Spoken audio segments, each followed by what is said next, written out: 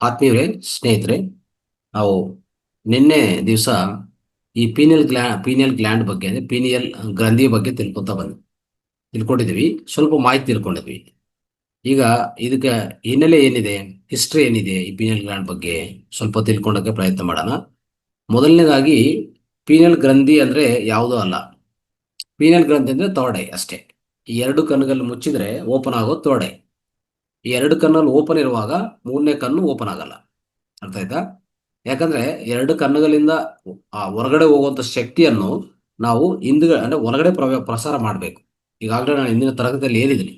ಎರಡು ಕಣ್ಣುಗಳು ಮುಚ್ಚಿದ ಮೇಲೆ ಆ ಪ್ರವಾಹ ಆಚ ಕಡೆ ಹೋಗೋದು ಸ್ಟಾಪ್ ಆಗಿ, ಅಂದ್ರೆ ಒಳಗಡೆ ಪ್ರವಾಹ ಆಗತ್ತೆ. ಅದು ನೇರವಾಗಿ ಈ ಪ್ರಾಂತಕ್ಕೆ, ಅಂದ್ರೆ ಈ ಪೀನಿಯಲ್ ಗ್ರಂಥಿ ಅಂತಂದ್ರೆ ನಾವು ಬ್ರೂಕಿಟಿ ಮಧ್ಯದಲ್ಲಿ, ಈ ಭ್ರೂ ಮಧ್ಯ ಅಂತ ಹೇಳ್ತೀವಲ್ಲ, ಅಲ್ಲಿ ಪ್ರವಾಹ ಆಗಿ ಆ ಪೀನಿಯಲ್ ಗ್ಲ್ಯಾಂಡ್ ಆಕ್ಟಿವೇಶನ್ ಬರುತ್ತೆ.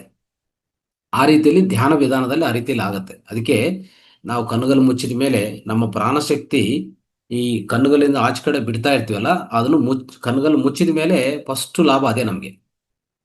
ಆ ಶಕ್ತಿ ಸಂಗ್ರಹಣ ಆಗಿ ಆ ಶಕ್ತಿ ನಮ್ಮ ಒಳಗಡೆ ಇಡೀ ದೇಹದಲ್ಲಿ ಪ್ರವಾಹ ಆಗ್ತಾ ಇರುವಾಗ, ಎಲ್ಲ ನಾಡಿಗಳು ಸ್ವಚ್ಛಗೊಳಿಸ್ಕೊಂತ ಇರುವಾಗ ಕೊನೆಯದಾಗಿ ಏನಾಗತ್ತಂದ್ರೆ ಈ ಪೀನಿಯಲ್ ಗ್ರಂಥಿ ಕಡೆ ಪ್ರವಾಹ ಆಗತ್ತೆ. ಅದನ್ನು ಆಕ್ಟಿವೇಟ್ ಆದ್ರೆ ಅವಾಗ ಮೂರನೇ ಕಣ್ಣು ಓಪನ್ ಆಗತ್ತೆ. ಅದಕ್ಕೆ ಶಿವರಿಗಿರುವಂತ ಮೂರನೇ ಕಣ್ಣು ಅಂತ ಹೇಳ್ತೀವಿ. ಎಲ್ಲ ಭಸ್ಮ ಆಗತ್ತೆ ಅಂತ. ಎಲ್ಲ ಭಸ್ಮ ಅಂದ್ರೆ ಏನಿಲ್ಲ, ನಮ್ಮಲ್ಲಿರುವಂತ ಎಲ್ಲ ನಕಾರಾತ್ಮಕ ಭಸ್ಮ ಆಗ್ಬಿಡ್ತದೆ.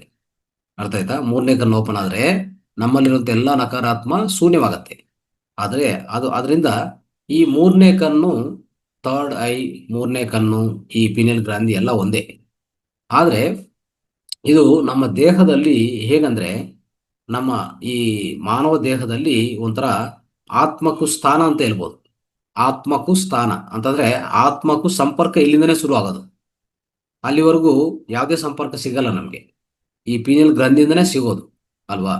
ಆ ರೀತಿಯಲ್ಲಿ ಇದನ್ನು ಉತ್ಪನ್ನ ಮಾಡಿಕೊಂಡ್ರೆ ಅನೇಕ ಲಾಭಗಳು ಅಂದ್ರೆ ನಮಗೆ ದೈವಿಕ ಲಕ್ಷಣಗಳು ಬರುತ್ತೆ. ಈಗಾಗಲೇ ಹೇಳ್ತಾ ಇದ್ರಲ್ಲ ಮೇಡಮ್, ಪ್ರಾಣಶಕ್ತಿ ಹೆಚ್ಚಿದ್ರೆ ಏನೇನು ಲಕ್ಷಣಗಳು ಬರುತ್ತೆ. ಉದಾರ ಸ್ವಭಾವ ಇರ್ಬೋದು, ದಾನ ಗುಣ ಇರ್ಬೋದು, ಒಂದು ಇನ್ನೊಬ್ರಿಗೆ ಸಹಾಯ ಮಾಡೋದಾಗ್ಲಿ, ಸಹನ, ಆಮೇಲೆ ಒಂಥರ ಕಂಪ್ಯಾಷನು, ಲವ್ ಅಂದ್ರೆ ಪ್ರೇಮ, ಕರುಣ, ಇವೆಲ್ಲ ಇಂಥ ಲಕ್ಷಣಗಳೆಲ್ಲ, ಆ ದೈವಿಕ ಲಕ್ಷಣಗಳೆಲ್ಲ ನಮ್ಮಲ್ಲಿ ಹೆಚ್ಚಾಗ್ತಾ ಹೋಗ್ತದೆ. ಅದರ ಮೊದಲನೇ ಪ್ರಯೋಜನ ಇದು ಅಂತ ಹೇಳ್ಬೋದು. ಆಮೇಲೆ ನಮ್ಗೆ ಎಲ್ಲ ಗೊತ್ತಾಗ್ತಾ ಇರ್ತದೆ, ಏನ್ ಮಾಡ್ಬೇಕು, ಏನ್ ಮಾಡಬಾರ್ದು, ಏನ್ ಆಗ್ಬೋದು, ಏನ್ ಆಗತ್ತೆ. ಇಂಟ್ಯೂಷನ್ ಅಂತ ಹೇಳ್ತೀವಿ, ಸ್ಟ್ರಾಂಗ್ ಇಂಟ್ಯೂಷನ್ ಬಂದ್ಬಿಡ್ತದೆ. ಆಮೇಲೆ ಎಕ್ಸ್ಟ್ರಾ ಸೆನ್ಸರಿ ಪರ್ಸೆಪ್ಷನ್ ಹೆಚ್ಚಾಗ್ತಾ ಹೋಗ್ತದೆ ನಮ್ಗೆ.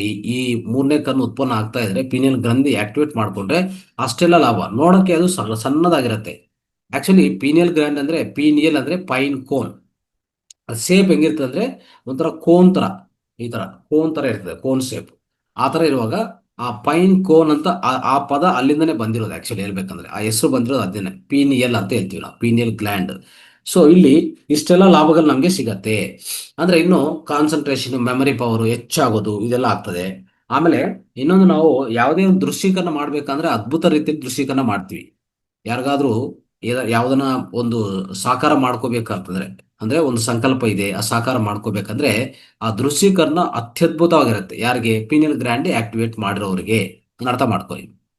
ಮತ್ತೆ ಮಗುವಿನಂತ ಲಕ್ಷಣಗಳು ಬರುತ್ತೆ. ಮಗುವಿನಂತ ಲಕ್ಷಣಗಳು ಅಂದ್ರೆ ಚೈಲ್ಡ್ ಲೈಕ್ ಕ್ವಾಲಿಟೀಸ್. ಅದಕ್ಕೆ ಹೇಳ್ತೀವಲ್ಲ, ಆಲ್ ಚಿಲ್ಡ್ರನ್ ಆರ್ ಗಾಡ್ ಅಂತ ಹೇಳ್ತೀವಿ. ಯಾಕೆ ಅಂದ್ರೆ ಅವರಲ್ಲಿ ಈ ಪೀನಿಯಲ್ ಗ್ರಂಥಿ ಕೆಲಸ ಮಾಡ್ತಾ ಇರ್ತದೆ, ಅದ್ಭುತ ಕೆಲಸ ಮಾಡ್ತಾ ಇದೆ ಪೀನಿಯಲ್ ಗ್ರಂಥಿ. ಅದಕ್ಕೆ ಅವರ ಲಕ್ಷಣಗಳು ದೈವಿಕ ಲಕ್ಷಣಗಳು ಅಂತ ಹೇಳ್ತೀವಿ. ಅವ್ರನ್ನ ದೇವರು ಅಂತ ಕರಿತೀವಿ. ಎಲ್ಲಾ ಮಕ್ಕಳು ದೇವರು ಅಂತ. ಯಾಕಂದ್ರೆ ಅಲ್ಲಿ ಅವರಲ್ಲಿ ಪೀನಿಯಲ್ ಗ್ರಂಥಿ ಕೆಲಸ ಮಾಡ್ತಾ ಇರುವಾಗ ಇಂಥ ಅದ್ಭುತ ಲಕ್ಷಣಗಳು ಅವರಲ್ಲಿ ಇರುತ್ತೆ. ಈಗ ಇನ್ನು ಏನು ಸ್ಪಿರಿಚುವಲ್ ಪವರ್ಸ್ ಬರ್ಬೋದು ನಮಗೆ ಈ ಪೀನಿಯಲ್ ಗ್ರಂಥಿ ಕೆಲಸ ಮಾಡಿದ್ರೆ ಅನ್ನೋದು ನೋಡಕ್ ಹೋದ್ರೆ, ನಮಗೆ ಇನ್ನೂ ಅದ್ಭುತ ಪ್ರಯೋಜನಗಳಿದೆ ಅಂತ ಹೇಳ್ಬೋದು ಸ್ನೇಹಿತರೆ. ಅವೆಲ್ಲ ನೋಡಿ, ಇಂಟ್ಯೂಷನ್ ಅಂದ್ರೆ ಮುಂದಿನ ಆಗೋದಂತ ನಮ್ಗೆ ಹೀಗೆ ಗೊತ್ತಾಗೋದು. ಅದು ಮುಂದೆ ಅಂದ್ರೆ ನಮ್ಮ ಹೊರಗಡೆ ಆ ಧ್ವನಿ ಆಗ್ಬೋದು, ಆ ದೃಶ್ಯಗಳಾಗ್ಬೋದು, ಎಲ್ಲ ಕಾಣಿಸ್ತಾ ಇರ್ತವೆ, ನಮ್ಗೆ ನಮ್ಗೆ ಗೊತ್ತಾಗ್ತಾ ಇರ್ತವೆ. ಆ ರೀತಿಯಲ್ಲಿ ನಮ್ಗೆ ಆ ಯೋಚನೆಗಳ ಮುಖಾಂತರ ಬಂದ್ಬಿಡ್ತವೆ. ಏನಂತ, ಏನು ಆಗ್ಬೋದು, ಏನ್ ಮಾಡ್ಬೇಕು, ಏನ್ ಮಾಡಿದ್ರೆ ಒಳ್ಳೇದು, ಮಾಡಿಲ್ಲ ಅಂದ್ರೆ ಒಳ್ಳೇದು ಅಂತ ಎಲ್ಲ ಗೊತ್ತಾಗ್ತದೆ. ಅದನ್ನ ನಾವು ಇಂಟ್ಯೂಷನ್ ಅಂತ ಕರೆಯೋದು. ಅದೇ ರೀತಿಯಲ್ಲಿ ಇನ್ನರ್ ಗೈಡೆನ್ಸ್ ಆಗ್ಬೋದು. ಆಮೇಲೆ ಡಿವೈನ್ ಇನ್ಸ್ಪಿರೇಷನ್, ನಮ್ಮ ಒಳಗಡೆ ಒಂಥರ ಇನ್ಸ್ಪಿರೇಷನ್ ಬರ್ತಾ ಇರ್ತದೆ. ಪ್ರತಿಯೊಂದ್ರ ಬಗ್ಗೆ, ಪ್ರತಿ ವ್ಯಕ್ತಿ ಬಗ್ಗೆ, ಪ್ರತಿ ವಿಷಯ ಬಗ್ಗೆನೂ ಆ ಇನ್ಸ್ಪಿರೇಷನ್ ಬರ್ತಾ ಇರ್ತದೆ. ಅದೇ ರೀತಿಯಲ್ಲಿ ಪೂರ್ತಿ ಕ್ಲಾರಿಟಿ, ಮೆಂಟಲ್ ಕ್ಲಾರಿಟಿ. ಆಮೇಲೆ ಕ್ಲೇರ್ವಾಯನ್ಸ್ ಅಂತ ಹೇಳ್ತೀವಿ ನಾವು. ಕ್ಲೇರ್ವಾಯನ್ಸ್ ಅಂದ್ರೆ ಪ್ರತಿಯೊಂದು ದೃಶ್ಯಗಳ ಮುಖಾಂತರ ನಾವು ನೋಡ್ಬಿಡ್ತೀವಿ. ಏನ್ ಮುಂದೆ ಆಗ್ತದೋ ಅದೆಲ್ಲ ಕಣ್ಣುಗಳು ಮುಚ್ಚಿದ ಮೇಲೆ ಮೂರನೇ ಕಣ್ಣಿಂದ ಎಲ್ಲ ನೋಡೋದು ಅದು ಸಾಧ್ಯವಾಗತ್ತೆ. ಟೆಲಿಪತಿ, ಇಮ್ಯಾಜಿನೇಷನು, ಇವೆಲ್ಲನೂ ಸ್ಪಿರಿಚುವಲ್ ಪವರ್ಸ್ ಅಂತ ಹೇಳ್ತೀವಿ ಎಲ್ಲ. ಇವೆಲ್ಲ ಸಿಗೋದು ಈ ಪೀನಿಯಲ್ ಗ್ರಂಥಿ ಒಂದರಿಂದನೇ ಇಷ್ಟೆಲ್ಲ ಲಾಭಗಳಿದೆ. ಅರ್ಥ ಆಯ್ತಾ? ಸೊ ಅದಕ್ಕೋಸ್ಕರ ಇದನ್ನು ಪ್ರಧಾನವಾಗಿ ಇದರ ಹಿನ್ನೆಲೆ ಏನಂತ ಸ್ವಲ್ಪ ನೋಡೋಕೆ ಪ್ರಯತ್ನ ಮಾಡ. ಹಿನ್ನೆಲೆ ಅಂದ್ರೆ ಏನು? ಹಿಸ್ಟ್ರಿ ತಿಳ್ಕೊಂಡ್ರೆ ಸ್ವಲ್ಪ ಬೆಟರ್ ಅಂತ ಅನಿಸ್ತದೆ. ಯಾಕಂದ್ರೆ ನಮಗೂ ಗೊತ್ತಿರುವಂಥದ್ದು ನಮ್ಮ ದೇಹದಲ್ಲಿ ಇದೆ. ಈಗಾಗಲೇ ಇದೆ ಎರಡು, ಈ ಲೆಫ್ಟ್ ಹೆಮಿಸ್ಫಿಯರ್, ರೈಟ್ ಹೆಮಿಸ್ಫಿಯರ್ ಅಂದ್ರೆ ಎಡಗಡೆ ಮೆದುಳು, ಬಲಗಡೆ ಮೆದುಳು ಮಧ್ಯದಲ್ಲಿರುವಂತಹ ಪ್ರಾಂತದಲ್ಲಿ ಮಿಡ್ ಆಫ್ ದ ಬ್ರೈನು ಈ ಪೀನಿಯಲ್ ಗ್ರಂಥಿ ಇದೆ ಅಂತ ನಾವು ತಿಳ್ಕೊಂಡಿದ್ವಿ ಅಲ್ವಾ? ಸೊ ಆದ್ರೆ ಈಗ ಹಿನ್ನೆಲೆ ಏನಂತಂದ್ರೆ ಇದಕ್ಕೂ ಇದರ ಆಕ್ಚುಲಿ ರಿಸರ್ಚ್ ಅನ್ನೋದು ಇಂದಿನ ಕಾಲದಲ್ಲಿ ಏನ್ಷಿಯಂಟ್ ಟೈಮ್ಸ್ ಅಲ್ಲಿ ಎಪಿಪಿಸಿಸ್ ಅಂತ ಹೇಳಿದ್ದಾರೆ. ಇದು ಏನಂತ? ಎಪಿಪೈಸಿಸ್ ಅಂದ್ರೆ ಒಂಥರ ಎಪಿಪಿಸಿಸ್ ಅಂತ ಹೇಳ್ಬೋದು. ಸೊ ಆ ರೀತಿಯಲ್ಲಿ ಆದರೂ ಅವಾಗಲೇ ಇದ್ರ ಬಗ್ಗೆ ಈ ಪೀನಲ್ ಗ್ಲ್ಯಾಂಡ್ ಬಗ್ಗೆ ತುಂಬಾ ಹೆಚ್ಚು ಸಂಶೋಧನೆ ನಡೆಸಿದ್ದಾರೆ.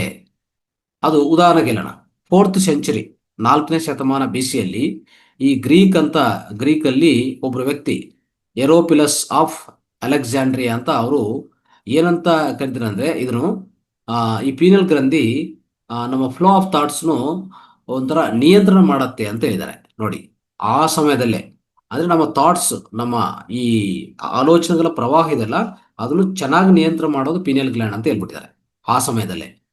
ಇನ್ನು ನೋಡ್ತಾ ಹೋದ್ರೆ ಅವತ್ತು ಕಾಲಕ್ಕೆ ಈ ನಮ್ಮ ದೇಹ ಮತ್ತೆ ಈ ಆತ್ಮಕ್ಕೂ ಮಧ್ಯ ಇಂಟರ್ಲಿಂಕ್ ಇರೋದು ಈ ಪೀನಿಯಲ್ ಗ್ರಂಥಿ ಅಂತ ಆವಾಗಲೇ ತಿಳ್ಕೊಂಡಿದ್ದಾರೆ. ಆ ಸಮಯದಲ್ಲೇ ತಿಳ್ಕೊಂಡಿದ್ದಾರೆ ನೋಡಿ.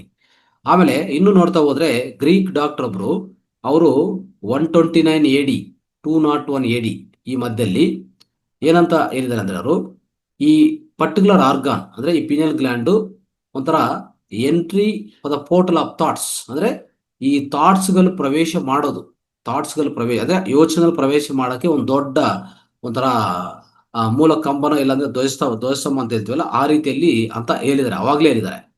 ಈ ರೀತಿಯಲ್ಲಿ ಅನೇಕರು ಇದ್ರ ಬಗ್ಗೆ ಚರ್ಚೆ ಮಾಡ್ತಾನೆ ಹೋಗಿದ್ದಾರೆ. ಒಂದು ಫಿಲಾಸಫರ್ 1650 ಮಧ್ಯದಲ್ಲಿ ಅವ್ರು ಹೇಳುವಂತ ವಿಷಯ ತಿಳ್ಕೊಳ್ಳೋಣ. ಅವ್ರ ಹೆಸರು ರೇನೆ ಡೆಸ್ಕಾರ್ಟ್ಸ್ ಅಂತ ಅವ್ರ ಹೆಸರು. ಅವ್ರು ಏನ್ ಹೇಳಿದ್ರೆ ಗೊತ್ತಾ? ಇದು ಸೀಟ್ ಆಫ್ ದ ಸೋಲ್ ಅಂತ ಹೇಳಿದ್ದಾರೆ. ಸೀಟ್ ಆಫ್ ದ ಸೋಲ್ ಅಂದ್ರೆ ಅರ್ಥ ಏನು? ನಮ್ಮ ಆತ್ಮ ಇರುವಂತ ಮೂಲ ಸ್ಥಾನ ಅಂತ ಅರ್ಥ ಪೀನಿಯಲ್ ಗ್ಲ್ಯಾಂಡ್. ನೋಡಿ, ಇಷ್ಟೆಲ್ಲ ನಾವು ತಿಳ್ಕೊಂಡಿದ್ರೆ ಒಂದು ಆಶ್ಚರ್ಯವಾಗತ್ತೆ ಅಲ್ವಾ? ಸೊ ಅದೇ ರೀತಿಯಲ್ಲಿ ಈ ಪೀನಿಯಲ್ ಗ್ಲ್ಯಾಂಡ್ ಅನ್ನು ಆದ್ರೆ ಇತ್ತೀಚಿನ ಸೈಂಟಿಸ್ಟ್ಗಳು ಇದೇನಂತ ನೋಡಕ್ ಹೋದ್ರೆ ಈ pineal gland biological third I ಅಂತ ತಿಳ್ಕೊಳಕ್ಕೆ ಪ್ರಯತ್ನ ಮಾಡಿದ್ದಾರೆ. ಬಯೋಲಾಜಿಕಲ್ ಥರ್ಡ್ ಐ ಅಂದ್ರೆ ನಮ್ಮ ದೇಹದಲ್ಲಿರುವಂತ ಒಂದು 3ನೇ ಕಣ್ಣು ಅಂತ ಅದನ್ನು ಅರ್ಥ ಮಾಡ್ಕೊಂಡಿದ್ದಾರೆ. ಸೊ ಮಾಡರ್ನ್ ಸೈಂಟಿಸ್ಟ್ ಏನಾಗಿದೆ ಅಂದ್ರೆ ಈ ಪೀನಿಯಲ್ ಗ್ಲ್ಯಾಂಡ್, ಸೊ ಒಂದು ರೀತಿಯಲ್ಲಿ ರೋಮನ್ಸ್ ಇದಾರಲ್ಲ, ರೋಮ್ ಕಂಟ್ರಿ, ರೋಮ್ ದೇಶ, ಆ ಪೀನಿಯಲ್ ಗ್ಲ್ಯಾಂಡ್ ಅನ್ನು ಸುಪ್ರೀಂ ಗ್ಲ್ಯಾಂಡ್ ಅಂತ ಕರೀತಾರೆ. ಆಮೇಲೆ ಈ ಗ್ಲ್ಯಾಂಡ್ ಅನ್ನು ಅಂದ್ರೆ ಈ ಮಾಡರ್ನ್ ಸೈಂಟಿಸ್ಟ್ ಬಗ್ಗೆ ತಿಳ್ಕೊಂಡಕ್ ಹೋದ್ರೆ ಈ ಪೀನಿಯಲ್ ಗ್ಲ್ಯಾಂಡ್ 1958ವರೆಗೂ ಇದ್ರ ಬಗ್ಗೆ ಗೊತ್ತೇ ಇಲ್ಲ ಮಾಹಿತಿ. ಅಂದ್ರೆ 1958ವರೆಗೂ ಬರ್ಕೊಳ್ಳಿ, ಅಷ್ಟುವರೆಗೂ ಯಾರಿಗೂ ಗೊತ್ತಿಲ್ಲ ಈ ಗ್ಲ್ಯಾಂಡ್ ಬಗ್ಗೆ, ಹೆಚ್ಚು ಮಾಹಿತಿ ಇಲ್ಲ ಯಾರ ಹತ್ರನು. ಏನಂತಂದ್ರೆ ಒಂದು ಮಾತ್ರ ಏನಂದ್ರೆ ಅವರು 1958 ಮೇಲೆ ಯಾವಾಗ ಕಂಡಿಡ್ತಾರೋ ಈ ಪೀನಿಯಲ್ ಗ್ಲ್ಯಾಂಡ್, ನಿಜವಾದ ಪೀನಿಯಲ್ ಗ್ಲ್ಯಾಂಡ್ ಏನ್ ಮಾಡುತ್ತೆ, ಏನು ಹಾರ್ಮೋನ್ಸ್ ಅನ್ನು ಉತ್ಪನ್ನ ಮಾಡುತ್ತೆ ಅಂತ ತಿಳ್ಕೊಂಡಿದ ಮೇಲೆ ಗೊತ್ತಾಯ್ತು ಈ ಪ್ರಪಂಚಕ್ಕೆ. ಅಷ್ಟುವರೆಗೂ ಅವಾಗ ತಿಳ್ಕೊಂಡಿದ ಮೇಲೆ ಏನಾಗ್ತಾ ಇತ್ತು ಅಂದ್ರೆ ಅವ್ರಿಗೆ ಪ್ರತಿಯೊಂದು ಅಂತಸ್ರಾವಿಕ ಗ್ರಂಥಗಳನ್ನು ಇದು ಪ್ರಧಾನವಾಗಿ ಒಂಥರ ಅಂದ್ರೆ ನಿಯಂತ್ರಣ ಮಾಡುತ್ತೆ, ಕಂಟ್ರೋಲ್ ಮಾಡುತ್ತೆ ಅಂತ ತಿಳ್ಕೊಂಡಿದ್ದಾರೆ, ಅರ್ಥ ಮಾಡ್ಕೊಂಡಿದ್ದಾರೆ. ಈ ರೀತಿಯಲ್ಲಿ ಆಯ್ತು. ಆಮೇಲೆ ಸೊ 1886 ಅಲ್ಲಿ 2 ಸೈಂಟಿಸ್ಟ್ ಕೆಲಸ ಮಾಡ್ತಾರೆ ಮೈಕ್ರೋನಾಟಮಿ ಬಗ್ಗೆ. 2 ಸೈಂಟಿಸ್ಟ್, ಅವರ ಹೆಸರು ಗ್ರಾಫ್ ಅಂತ ಒಬ್ರು, ಬಾಲ್ಡ್ವಿನ್ ಸ್ಪೆನ್ಸರ್ ಅಂತ ಒಬ್ರು. ಇವ್ರು ಏನ್ ಕಂಡಿಡ್ತಾರೆ ಅಂದ್ರೆ ಈ ಪೀನಿಯಲ್ ಗ್ಲ್ಯಾಂಡ್ ಯಾವ ರೀತಿ ಅಂದ್ರೆ ಯಾವಾಗ ಈ ಕಣ್ಣು ಮೇಲೆ ಲೈಟ್ ಬೀಳತ್ತೋ ಸೊ ಅವಾಗ ಆ ಕಣ್ಣುಗಳಿಂದ ಬಂದಿರುವಂತ ಲೈಟ್ ಅನ್ನು ಅರ್ಥ ಮಾಡ್ಕೊಂಡು, ಒಂಥರ ಈ 2 ಕಣ್ಣುಗಳಿಂದ ಬಂದಿರುವಂತ ಲೈಟ್ ಅನ್ನು ಒಳಗಡೆ ಹೋದ ತಕ್ಷಣ ಅರ್ಥ ಮಾಡ್ಕೊಂಡು ಅವಾಗ ಏನಾಗ್ತಾ ಇತ್ತಂದ್ರೆ ಒಂದು ರೀತಿಯಲ್ಲಿ ಇಡೀ ನರ್ವಸ್ ಸಿಸ್ಟಮ್ ವರ್ಕ್ ಆಗಿ ನಮ್ಗೆ ಗೊತ್ತಾಗ್ತಾ ಇತ್ತು. ಅಂದ್ರೆ ಆ ಪೀನಿಯಲ್ ಗ್ಲ್ಯಾಂಡ್ ಅಷ್ಟು ನೀಟಾಗಿ ಇದು ಕತ್ಲಾಗಿದೆಯಾ ಡೇ ಆಗಿದೆಯಾ, ಅಂದ್ರೆ ಡೇ ಅಂಡ್ ನೈಟ್ ಮಧ್ಯದಲ್ಲಿ ವ್ಯತ್ಯಾಸ ಅದು ಕಂಡಿಡ್ತಾ ಇತ್ತು. ಈ ವಿಷಯವನ್ನು ಅವರು ಸಂಶೋಧನೆಯಿಂದ ತಿಳಿಸಿದ್ದಾರೆ. ಏನಂತಂದ್ರೆ ಔಟರ್ ಐಯಿಂದ ಅಂದ್ರೆ ಎರಡು ಕಣ್ಣುಗಳಿಂದ ಲೈಟ್ ಎಂಟ್ರಿ ಆದ್ರೆ ತಕ್ಷಣವೇ ಒಳಗಡೆ ನಮ್ಮ ನರ್ವಸ್ ಸಿಸ್ಟಮ್ ಇಂದ ಪೀರಿಯಲ್ ಗ್ಲ್ಯಾಂಡ್ ಅನ್ನೋದು ಒಂದು ಡಿಟೆಕ್ಟ್ ಮಾಡಿ ಅದು ಕಂಡಿಡ್ತದೆ ಅಂತ ಅವರು ಅವಾಗಲೇ ಹೇಳಿದ್ದಾರೆ ನೋಡಿ. ಇದು ಇವಾಗಲ್ಲ, ನಮ್ಮ ಯೋಗ ಟೆಕ್ಸ್ಟ್ ಅಲ್ಲಿ ಯಾವಾಗಿಂದೋ ಇದೆ ಅಲ್ವಾ. ನಮ್ಮ ಯೋಗ ಟೆಕ್ಸ್ಟ್ ಅಲ್ಲಿ ಏನಂತಿದೆ, ಈ ಮೂರನೇ ಕಣ್ಣು, ಎಸ್ಪೆಷಲಿ ಮೂರನೇ ಕಣ್ಣು, ಈ ಪಿನಿಯಲ್ ಗ್ರಂಥಿ ಅನ್ನೋದು ಏನಿದೆಯೋ ಥರ್ಡ್ ಐ ಅಂತ ನಾವು ಹೇಳ್ತಾ ಇರ್ತೀವಿ, ಥರ್ಡ್ ಐ. ಇದೆಲ್ಲಾನು ನಮ್ಮ ಯೋಗ ಟೆಕ್ಸ್ಟ್ ಅಲ್ಲಿ ಇದ್ರ ಬಗ್ಗೆ ತುಂಬಾ ವಿವರವಾಗಿ ಸಾವಿರಾರು ವರ್ಷದಿಂದ ಇದೆ. ಆದ್ರೆ ಸೈಂಟಿಸ್ಟ್ಗಳು ಇತ್ತೀಚಿನ ಕಾಲದಲ್ಲಿ ಸ್ಟಾರ್ಟ್ ಮಾಡಿದ್ದಾರೆ ಆ ರೀತಿಯಲ್ಲಿ.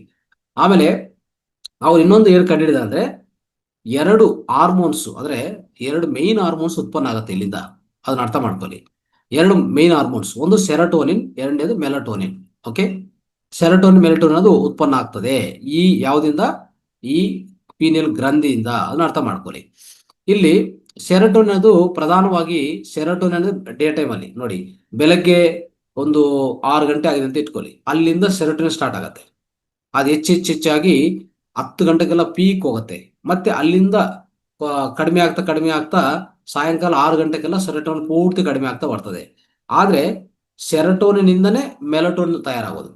ಅಂದ್ರೆ ಸೆರೋಟೋನಿನ್ ಪರಿವರ್ತನೆಗೊಳಿಸ್ಕೊಂಡು ಮೆಲಟೋನಿನ್ ಉತ್ಪನ್ನ ಆಗತ್ತೆ ದೇಹದಲ್ಲಿ. ಅದು ಪ್ರಧಾನವಾಗಿ ನಾವು ಅರ್ಥ ಮಾಡ್ಕೋಬೇಕಾಗಿರೋದು.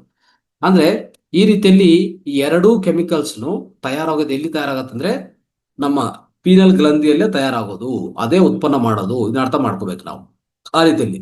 ಆಮೇಲೆ ಒಂದು 1943 ಒಬ್ಬರು ವ್ಯಕ್ತಿ ಆಲ್ಬರ್ಟ್ ಆಫ್ಮಾನ್ ಅಂತ, ಅವ್ರು ಏನ್ ಮಾಡ್ತಾರೆ ಗೊತ್ತಾ, ಸಡನ್ ಆಗಿ ಪರಿಶೋಧನೆ ಮಾಡಿದ ಅವ್ರಿಗೆ ಒಂದು ಕೆಮಿಕಲ್ ಕಂಡಿಡ್ತಾರೆ. ಆ ಕೆಮಿಕಲ್ ಕಂಡು ಬರುತ್ತೆ, ಏನಂತದು LSD-25. ಅದನ್ನು ಸಹ ಈ ಪಿನಿಯಲ್ ಗ್ರಂಥಿ ಅಲ್ಲಿ ಉತ್ಪನ್ನ ಆಗುವಾಗ ಅದು ಏನಂತಂದ್ರೆ, ನಾವು ಧ್ಯಾನದಲ್ಲಿ ಹೋಗ್ತೀವಲ್ಲ, ನಾವು ಒಂಥರ ದೀರ್ಘ ಧ್ಯಾನಕ್ಕೆ ಹೋಗೋದು, ಇಂಥ ರೀತಿಯಲ್ಲಿ ನಮ್ಗೆ ಯಾವ ರೀತಿಯಲ್ಲಿ ಆನಂದ ಸಿಗತ್ತೆ, ಅದೆಲ್ಲ ಅಲ್ಲಿಂದನೇ ಸಿಗೋದು. ಒಂಥರ ಆ ಈ ಎಕ್ಸ್ಟ್ರೇನಿಯಸ್ ಎಕ್ಸ್ಪೀರಿಯನ್ಸಸ್ ಅಂದ್ರೆ ಸೂಪರ್ ನ್ಯಾಚುರಲ್ ಎಕ್ಸ್ಪೀರಿಯನ್ಸ್ ಅಂತ ಕರಿತಾ ಇರ್ತೀವಿ. ಒಂಥರ ಆನಂದವಾದ ಸ್ಥಿತಿಗೆ ಹೋಗೋದು, ಇವೆಲ್ಲನೂ ಈ ಕೆಮಿಕಲ್ ಉತ್ಪನ್ನ ಆಗಿದ್ರೆ ನಿಮ್ಗೆ ಇಂಥ ಅನುಭವಗಳು ಸಿಗೋದು. ಒಂದು ರೀತಿಯಲ್ಲಿ ಹೇಳ್ತಾರೆ, ನಮ್ಮ ಸ್ಟೇಟ್ ಆಫ್ ಅಂದ್ರೆ ನಮ್ಮ ಕಾನ್ಶಿಯಸ್ನೆಸ್, ನಮ್ಮ ಪ್ರಜ್ಞೆಯನ್ನು ಒಂಥರ ಡಿಫರೆಂಟ್ ಸ್ಥಿತಿ ಕರ್ಕೊಂಡು ಹೋಗೋದು. ಇದು ಡಿಫರೆಂಟ್ ಸ್ಥಿತಿ ಕರ್ಕೊಂಡು ಹೋಗ್ತದೆ ಈ ಕೆಮಿಕಲ್. ಇದು ಉತ್ಪನ್ನ ಆಗತ್ತೆ ಎಲ್ಲಿ, ಅದರಲ್ಲಿ ಉತ್ಪನ್ನ ಆಗತ್ತೆ. ನಾವು ಆ ಥರ ದೀರ್ಘ ಧ್ಯಾನ ಪ್ರಯತ್ನ, ಮಂತ್ರೋಚ್ಚಾರಣೆ ಏನು ಮಾಡ್ತಾ ಇರ್ತೀವಲ್ಲ, ಸೊ ಅನೇಕ ಸಾಧನಗಳು ಮಾಡುವಾಗ ಇದು ಯಾವಾಗ ಈ ಪೀನಲ್ ಗ್ಲ್ಯಾಂಡಿ ಆಕ್ಟಿವೇಟ್ ಇರುತ್ತೋ ಅವಾಗ ಈ LSD-25 ಉತ್ಪನ್ನ ಆಗತ್ತೆ. ಅದು ಹೇಳ್ಬೇಕಂದ್ರೆ ಸೆರೋಟೋನಿಯನ್ನು ಅದನ್ನು ರೀಪ್ಲೇಸ್ ಮಾಡಿ ಇದು ಉತ್ಪನ್ನ ಆಗಿ ಅವಾಗ ನಮಗೂ ಒಂಥರ ಹಲಿಸಿನೇಷನ್ ಎಕ್ಸ್ಪೀರಿಯನ್ಸಸ್ಸು, ಏದೋ ಇನ್ನೊಂದು ಲೋಕಕ್ಕೆ ಹೋಗಿದ್ವಿ ಅಂತ ಆ ರೀತಿಯಲ್ಲಿ ನಮಗೆ ಭಾವನೆಗಳು ಅದೆಲ್ಲ ಬರ್ತಾ ಇರ್ತವೆ. ಅವೆಲ್ಲನೂ ಇದರಿಂದನೇ ಆಗೋದು ಅಂತಾನು ಈ ಸೈಂಟಿಸ್ಟ್ಗಳು ಹೇಳಕ್ಕೆ ಪ್ರಯತ್ನ ಮಾಡಿದ್ದಾರೆ. ಅದೇ ರೀತಿಯಲ್ಲಿ ಸ್ನೇಹಿತರೆ, ಈಗ ನಾವು ತಿಳ್ಕೊಂಡಿದ್ದ ಪ್ರಕಾರ ಪ್ರತಿಯೊಂದು ಅಂದ್ರೆ ಪೀನಿಯಲ್ ಗ್ಲ್ಯಾಂಡ್ ಮಾಡುವಂಥದ್ದು ನಮ್ಮಲ್ಲಿ ಕಾನ್ಶಿಯಸ್ನೆಸ್ ಅನ್ನು ಹೆಚ್ಚು ಮಾಡೋದು, ಅಂದ್ರೆ ಎಕ್ಸ್ಪ್ಯಾಂಡ್ ದ ಕಾನ್ಶಿಯಸ್ನೆಸ್, ಪ್ರಜ್ಞಾ ಮಟ್ಟವನ್ನು ಹೆಚ್ಚು ಮಾಡಕ್ಕೆ ಇದು ತುಂಬಾ ಉಪಯೋಗ ಆಗತ್ತೆ ಅಂತ ಹೇಳಿದ್ದಾರೆ. ಈಗ ಇನ್ನೊಂದು, ಸ್ವಾಮಿ ಕರ್ಮಾನಂದ ಸರಸ್ವತಿ ಅಂತ ಒಬ್ರು, ಅವರು ಯೋಗ ವಾಲ್ಯೂಮ್ ಅಲ್ಲಿ ಬರೀತಾರೆ ಏನಂತಂದ್ರೆ, ಸೊ ನಾವು ಪ್ರತಿಯೊಬ್ಬರು ಏನಾಗಿದೀವಿ ಅಂದ್ರೆ ಈ ಇತ್ತೀಚಿನ ಕಾಲದಲ್ಲಿ ನಮ್ಮ ಪ್ರಾಪಂಚಿಕ ಗೊಂದಲದಲ್ಲಿ ಸಿಗಾಕೊಂಡಿದೆ. ಯಾವ ರೀತಿಯಲ್ಲಿ ಸಿಗಾಕೊಂಡಿದೆ ಅಂದ್ರೆ, ಒಂಥರ ಒಂದು ಜೈಲ್ಗೆ ಹೋಗಿದ್ರೆ ಜೈಲ್ ಒಳಗಡೆ ಒಬ್ಬ ವ್ಯಕ್ತಿಯನ್ನು ಚೈನ್ಸು ಅದು ಇದು ಅದೆಲ್ಲ ಕಟ್ಟಿ ಅವನ್ನು ಬಂಧಿಸ್ತಾರೆ ನೋಡಿ. ಆ ರೀತಿಯಲ್ಲಿ ಬಂಧನಕ್ಕೆ ಗುರಿ ಆಗಿದ್ವಿ ನಾವು. ಒಂದು ರೀತಿಯಲ್ಲಿ ಬಂಧನಕ್ಕೆ ಗುರಿ ಆಗಿದ್ವಿ. ಆ ಬಂಧನಕ್ಕೆ ಗುರಿ ಆಗುವಾಗ ಏನಾಗತ್ತಂದ್ರೆ, ನಮ್ಮಲ್ಲಿ ಎಸ್ಪೆಷಲಿ ಏನಂತಂದ್ರೆ ನಮ್ಮ ಜೀವನ ಆಗಿದೆ, ಆ ಜೀವನ ಆಗಿದೆ, ಅವಾಗ ನಮ್ಮ ಕ್ವಾಲಿಟೀಸು ಸಹ, ನಮ್ಮ ಲಕ್ಷಣಗಳು ಸಹ ಅದೇ ರೀತಿಯಲ್ಲಿ ಅಳವಡಿಸ್ಕೊಂಡಿದ್ವಿ. ಸೊ ಅದಕ್ಕೋಸ್ಕರ ಅದರಿಂದ ಆಚೆ ಕಡೆ ಬರಬೇಕು ಅಂತಂದ್ರೆ, ಅದರಿಂದ ಸ್ವಲ್ಪ ಆಚೆ ಕಡೆ ಬರಬೇಕು ಅಂತಂದ್ರೆ ನಮ್ಗೆ ಬೇಕಾಗಿರೋದು ಈ ಪೀನಿಯಲ್ ಗ್ಲ್ಯಾಂಡ್ ಉತ್ಪನ್ನ ಮಾಡ್ಕೊಂಡದೇ ಅದೊಂದೇ ದಾರಿ. ಇಲ್ಲ ಅಂದ್ರೆ ನಮ್ಮ ಮುಂಡೇನ್ ಲೈಫ್ ಅಂದ್ರೆ ದೈನಂದಿನ ಜೀವನದಲ್ಲಿ ನಾವು ಜೈಲಲ್ಲಿ ಇದ್ರೆ ಯಾವ ರೀತಿಯಲ್ಲಿ ಬಂಧನವಾಗಿರ್ತೀವೋ ಅದೇ ರೀತಿಯಲ್ಲಿ ನಾವು ಒಂಥರ ಬಂಧನಕ್ಕೂ ಒಳಗಾಗಿದ್ದೀವಿ, ಬಂಧನದಲ್ಲೇ ಇದೀವಿ. ಯಾವಾಗ್ಲೂ ರಾಕ್ಷಸ ಲಕ್ಷಣಗಳೇ, ಯಾವ ದೈವ ಲಕ್ಷಣಗಳಿಲ್ಲ. ಇಂಥವೆಲ್ಲ ಆಗ್ತಾ ಇರೋದ್ ಕಾರಣ ಏನು ಅಂತಂದ್ರೆ ಪೀನಲ್ ಗ್ಲ್ಯಾಂಡ್ ಅಲ್ಲಿ ನಿಮ್ಗೆ ಆಕ್ಟಿವೇಶನ್ ಇಲ್ಲ ಅಂತ ಅರ್ಥ ಮಾಡ್ಕೊಂಡ್ರೆ, ಇದು ನಾವು ಕರೆಕ್ಟ್ ಆಗಿ ರೀತಿಯಲ್ಲಿ ಈ ಪೀನಲ್ ಗ್ಲ್ಯಾಂಡ್ ಉತ್ಪನ್ನ ಮಾಡ್ಕೊಳಕ್ಕೆ ನಾವು ಪ್ರಯತ್ನ ಮಾಡ್ತಾನೆ ಇರಬೇಕಾಗತ್ತೆ. ನಾನು ಈಗಾಗಲೇ ಹಿಂದಿನ ಕ್ಲಾಸಲ್ಲಿ ಹೇಳಿದ್ದೀನಿ, ಪೀನಲ್ ಗ್ಲ್ಯಾಂಡ್ ಮಾಡುವಂತ ವಿಷಯಗಳು ಏನಪ್ಪಾ ಅಂತಂದ್ರೆ, ಅದು ಖಂಡಿತವಾಗಿ ನಮ್ಮ ದೇಹದಲ್ಲಿ ಡೇ ಅಂಡ್ ನೈಟ್ ಅಂದ್ರೆ ಕತ್ಲೆ ಆಗಿದೆ, ಬೆಳಕು ಬಂತೆ ಅಂದ್ರೆ ಒಂಥರ ರಾತ್ರಿ ಆಗಿದೆ, ಹಗಲಾಗಿದೆ, ಇದನ್ನು ಕಂಟ್ರೋಲ್ ಮಾಡೋದು ಯಾರು, ಇದು ಕಂಡಿಡೋದು ಯಾರು ಅಂತಂದ್ರೆ ಪೀನಲ್ ಗ್ಲ್ಯಾಂಡ್ ಮಾತ್ರವೇ. ಇದನ್ನ ಅರ್ಥ ಮಾಡ್ಕೊಳ್ಳಿ. ಒಂಥರ ನಮ್ಮ ದೇಹದಲ್ಲಿ ಈ ಸರ್ಕೇಡಿಯನ್ ಕ್ಲಾಕ್ ಅಂತಿದೆ, ಜೀವ ಗಡಿಯಾರ ಬಯೋ ಕ್ಲಾಕ್ ಅಂತ, ಅದನ್ನು ಪೂರ್ತಿ ನಿರ್ವಹಣೆ ಮಾಡೋದು ಇದೆ. ಅದನ್ನ ಅರ್ಥ ಮಾಡ್ಕೋಬೇಕು ನಾವು. ಆಮೇಲೆ ಇನ್ನು ಹಲವಾರು ಪ್ರಯೋಜನಗಳು ನಾನು ಹೇಳ್ತಾ ಬಂದಿದ್ದೀನಿ. ಇಂಟ್ಯೂಷನ್ ಆಗಲಿ, ಟೆಲಿಪೋತಿ ಆಗಲಿ, ಟೆಲಿಪೋರ್ಟೇಷನ್ ಆಗಲಿ, ಕ್ಲೆರವೆನ್ಸ್ ಆಗಲಿ, ಕ್ಲೆರಾಡಿಯನ್ಸ್ ಆಗಲಿ, ಪ್ರತಿಯೊಂದು ಆ ಎಕ್ಸ್ಟ್ರಾ ಅಂದ್ರೆ ಈ ಸ್ಪಿರಿಚುವಲ್ ಪವರ್ಸ್ ಅಂದ್ರೆ ಆಧ್ಯಾತ್ಮಿಕ ಶಕ್ತಿಗಳು ನಮಗೆಲ್ಲ ಲಭ್ಯವಾಗತ್ತೆ. ಇನ್ನೊಂದು ಹೇಳಿದ್ರಿ, ಯಾವಾಗ ಈ ಪೀನಲ್ ಗ್ಲ್ಯಾಂಡ್ ಅನ್ನೋದು ಸರಿಯಾದ ರೀತಿಯಲ್ಲಿ ಕಾಪಾಡ್ಕೊಂಡಿಲ್ಲ ಅಂದ್ರೆ ನಮ್ಮಲ್ಲಿ ಏಜಿಂಗ್ ಪ್ರಾಸೆಸ್ ಸ್ಟಾರ್ಟ್ ಆಗತ್ತೆ. ಅಂದ್ರೆ ನಿನ್ನೆ ನಾನು ಹೇಳಿದ್ರಿ ಏನಂತಂದ್ರೆ ನಮ್ಮ ಸೆಲ್ಗಳು ವೃದ್ಧಾಪ್ಯಕ್ಕೆ ಗುರಿ ಆಗತ್ತೆ, ವೃದ್ಧತ್ವಕ್ಕೆ ಗುರಿ ಆಗತ್ತೆ. ಅವಾಗ ಬೇಗವಾಗಿ ನಾವು ಏನಾಗತ್ತೆ, ನಮ್ಮಲ್ಲಿ ವೃದ್ಧತ್ವ ಹೆಚ್ಚಾಗಿ ಸೊ ಮುದುಕ ಲಕ್ಷಣಗಳು ಹೆಚ್ಚಾಗಿ ಖಂಡಿತ ಅದು ನಮ್ಮನ್ನು ಏಜಿಂಗ್ ಪ್ರಾಸೆಸ್ಗೂ ಒಳಗಾಗಿಸ್ತದೆ. ಅದನ್ನ ಅರ್ಥ ಮಾಡ್ಕೋಬೇಕು ನಾವು. ಅದಕ್ಕೆ ಈ ಗ್ಲ್ಯಾಂಡ್ ಅನ್ನು ಕಾಪಾಡ್ಕೋಬೇಕು, ನಾವು ಸರಿಯಾದ ರೀತಿಯಲ್ಲಿ ಕಾಪಾಡ್ಕೋಬೇಕು. ಕಾಪಾಡ್ಕೊಳಕ್ಕೆ ಅನೇಕ ಮಾರ್ಗಗಳು ನಾನು ಆಮ್ಲೆ ಹೇಳ್ತೀನಿ. ಸೊ ಈಗ ಇದ್ರ ಬಗ್ಗೆ ಸ್ವಲ್ಪ ಹೆಚ್ಚು ಇನ್ನೆಲ್ಲ ತಿಳ್ಕೊಂಡಿದ ಮೇಲೆ ಇನ್ ಸ್ವಲ್ಪ ಒಂದು 2-3 ನಿಮಿಷದಲ್ಲಿ ನಾವು ಇದನ್ನ ಮುಕ್ತಾಯ ಮಾಡೋಣ ಈ ಇವತ್ತಿನ ಕಾರ್ಯಕ್ರಮ. ಸೊ ಇಲ್ಲಿ ಇನ್ನೊಂದೇನಂದ್ರೆ, ಪ್ರತಿನಿತ್ಯ ಸ್ಲೀಪ್ ಮತ್ತೆ ವೇಕಪ್ ಅಂದ್ರೆ ಹಗಲು ಆಗೋದು, ನಾವು ಎದ್ದೋದು, ಬೆಳಗ್ಗೆನೆ ಹೇಳೋದು, ಇಲ್ಲ ನೈಟ್ ಮಲಗೋದು, ಈ ಎರಡನ್ನು ಸಹ ಇದನ್ನು ಖಂಡಿತ ನಿರ್ವಹಣೆ ಮಾಡುವಂಥದ್ದು ಈ ಈ ಪರ್ಟಿಕ್ಯುಲರ್ ಗ್ರಂಥಿ ಅಂತ ಹೇಳ್ಬೋದು, ಪೀನಿಯಲ್ ಗ್ರಂಥಿ ಅಂತ ಹೇಳ್ಬೋದು. ಇದರಲ್ಲಿ ಪ್ರಧಾನವಾಗಿ ಡೇ ಟೈಮಲ್ಲಿ ಸೆರೋಟೋನಿನ್ ಉತ್ಪನ್ನ ಮಾಡುತ್ತೆ, ನೈಟ್ ಟೈಮಲ್ಲಿ ಆ ಸೆರೋಟೋನಿನ್ ಚೇಂಜ್ ಮಾಡಿ ಆ ಪ್ಲೇಸಲ್ಲಿ ಈ ಮೆಲಟೋನಿನ್ ಉತ್ಪನ್ನ ಮಾಡುತ್ತೆ ನೋಡಿ. ಅದು ಆ ರೀತಿಯಲ್ಲಿ ಆಗ್ತಾ ಇರ್ತದೆ.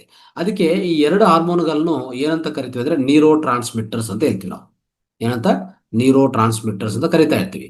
ಅದಕ್ಕೆ ಇಲ್ಲಿ ಏನಂತಂದ್ರೆ, ಯಾವಾಗ ಉತ್ಪನ್ನ ಆಗುತ್ತೋ ಈ ಪರ್ಟಿಕ್ಯುಲರ್ ಹಾರ್ಮೋನು ಈ ಗ್ರಂಥಿಯಿಂದ ದೇಹ ರಕ್ತ ಒಳಗಡೆ ಪ್ರವಾಹ ಆಗಿ ಒಂಥರ ಎಲೆಕ್ಟ್ರಿಕಲ್ ಪಲ್ಸಸ್ ತರ, ಅಂದ್ರೆ ವಿದ್ಯುತ್ ಪ್ರವಾಹ ತರ, ಒಂದು ಮೆಸೇಂಜರ್, ಒಂದು ಪ್ರವಾಹ ತರ ಇಡೀ ರಕ್ತದಲ್ಲಿ ಪ್ರವಾಹ ಆಗಿ ಪ್ರತಿ ಅಂಗಕ್ಕೆ, ಅವಯವಕ್ಕೆ, ಪ್ರತಿ ಸೆಲ್ ತಲುಪಿಸ್ತದೆ ಈ ಪರ್ಟಿಕ್ಯುಲರ್ ಹಾರ್ಮೋನ್ಸ್, ಎರಡು ಹಾರ್ಮೋನ್ಸ್ ಆ ರೀತಿಯಲ್ಲಿ. ಮತ್ತೆ ಸೆರೋಟೋನಿನ್ ಏನ್ ಮಾಡುತ್ತೆ ದೇಹದಲ್ಲಿ ಉತ್ಪನ್ನ ಆಗಿದ ತಕ್ಷಣ ಅಂತಂದ್ರೆ ನಮ್ಮನ್ನ ಎಚ್ಚರಿಕೆ ಮಾಡುತ್ತೆ, ಕೆಲಸ ಮಾಡಕ್ಕೆ ಎಚ್ಚರಿಕವಾಗಿರ್ತದೆ, ಜಾಗೃತವಾಗಿರ್ತದೆ. ಆ ಜೊತೆಗೆ ಎಷ್ಟೋ ಎಮೋಷನ್ಸ್ ಇದೆ ಕಾರಣ. ಅಂದ್ರೆ ಇನ್ನೊಂದು ಸೆರೋಟೋನಿನ್ ನಾವು ಹ್ಯಾಪಿ ಹಾರ್ಮೋನ್ ಅಂತ ಕರಿತೀವಿ, ಯಾಕಂದ್ರೆ ಅದು ಬಂದಿದ್ರೆ ಒಂಥರ ರಿಲ್ಯಾಕ್ಸ್ ಆಗತ್ತೆ, ಒಂದು ಮೂಡ್ ಚೇಂಜ್ ಆಗತ್ತೆ, ಇವೆಲ್ಲ ಆಗ್ತಾ ಇರ್ತವೆ. ಅದ್ ಜೊತೆಗೆ ಜಾಗೃತವಾಗಿಡುವಂಥದ್ದೇ ಸೆರೋಟೋನಿನ್.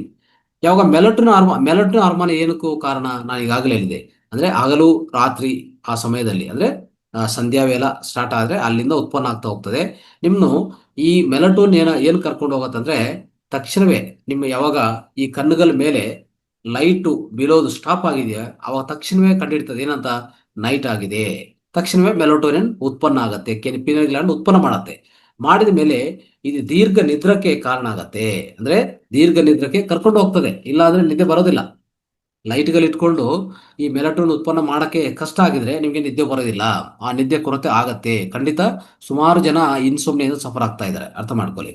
ಆ ರೀತಿಯಲ್ಲಿ ಆಗತ್ತೆ. ಅದಕ್ಕೆ ನಾವು ಖಂಡಿತವಾಗಿ ಇದು ಪಾಲನೆ ಮಾಡಬೇಕು.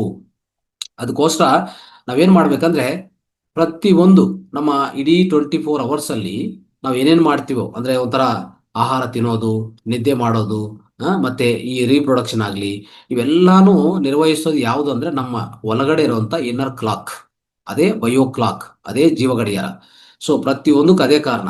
ಸೊ ಅದಕ್ಕೋಸ್ಕರ ಅದನ್ನು ಡಿಸ್ಟರ್ಬ್ ಮಾಡಿಲ್ಲದೆ ನೀವು ಕಾಪಾಡ್ಕೊಂಡಿದ್ರೆ ಸೊ ಖಂಡಿತ ಏನಂತಂದ್ರೆ ಈ ಈ ಪೀನಲ್ ಗ್ಲ್ಯಾಂಡು ಕರೆಕ್ಟ್ ಸರಿಯಾದ ರೀತಿಯಲ್ಲಿ ಪ್ರಚೋದನವಾಗಿ ಇಟ್ಕೋಬೇಕು, ಕೆಲಸ ಮಾಡ್ತಾ ಇರ್ಬೇಕು. ಅವಾಗ ಜೀವ ಗಡಿಯಾರ ಏನು ಅದರಲ್ಲಿ ಏನು ತೊಂದರೆಗಳಾಗಲ್ಲ. ಉದಾಹರಣೆಗೆ ನಾನು ಇಲ್ಲಿಂದ ಲಾಂಗ್ ಫ್ಲೈಟ್ ಯುಎಸ್ಗೆ ಹೋಗಿದೆ ಅಂತ ಇಟ್ಕೊಳ್ಳಿ. ಲಾಂಗ್ ಫ್ಲೈಟ್ ಏನಾಗುತ್ತೆ, ಅಲ್ಲಿ ಜೆಟ್ ಲ್ಯಾಗ್ ಆಗುತ್ತೆ. ಅಲ್ಲಿ ಹೋದ್ಮೇಲೆ ನಮ್ಮ ಬಾಡಿ ಅಡ್ಜಸ್ಟೇ ಆಗೋದಿಲ್ಲ. ಯಾಕಂದ್ರೆ ಇಲ್ಲಿ ಹಗಲ್ ಟೈಮಲ್ಲಿ ಅಲ್ಲಿ ರಾತ್ರಿ ಆಗತ್ತೆ, ಅಲ್ಲಿ ರಾತ್ರಿ ಇಲ್ಲಿ ಹಗಲಾಗತ್ತೆ. ಏನಾಗುತ್ತೆ ಅಲ್ಲಿ ಹೋದ್ಮೇಲೆ ಸ್ವಲ್ಪ ದಿವಸ ನಿದ್ದೆದು ಬರೋದಿಲ್ಲ. ಅಲ್ಲಿ ನೈಟ್ ಆಗಿರ್ತದೆ, ನಾವು ಎಚ್ಚರಿಕವಾಗಿರ್ತೀವಿ. ಸೊ ಅಲ್ಲಿ ಹಗಲಾಗಿರ್ತದೆ, ನಾವು ನಿದ್ದೆ ಮಾಡಕ್ ಹೋಗ್ತಾ ಇರ್ತೀವಿ. ಯಾಕಂದ್ರೆ ಈ ಜೆಟ್ ಲ್ಯಾಗ್ ಆಗಿರ್ತದೆ. ಸ್ವಲ್ಪ ಸಮಯ ಕೊಟ್ಟಿದ್ರೆ ಮತ್ತೆ ಆ ಪಿನಿಯಲ್ ಗ್ರಂಥಿ ಸರಿಪಡಿಸ್ಕೊಂತದೆ, ಟೈಮಿಂಗ್ ಅಡ್ಜಸ್ಟ್ ಮಾಡಿಕೊಂಡು ಮತ್ತೆ ನಾರ್ಮಲ್ ಕಂಡೀಷನ್ಗೆ ತಂದು ಕೊಡ್ತದೆ. ಈ ರೀತಿಯಲ್ಲಿ ಇದೆಲ್ಲ ಮಾಡೋದು ಯಾವ್ದಪ್ಪ ಅಂದ್ರೆ ಪಿನಿಯಲ್ ಗ್ರಂಥಿನೇ, ಅದು ಅರ್ಥ ಮಾಡ್ಕೊರಿ.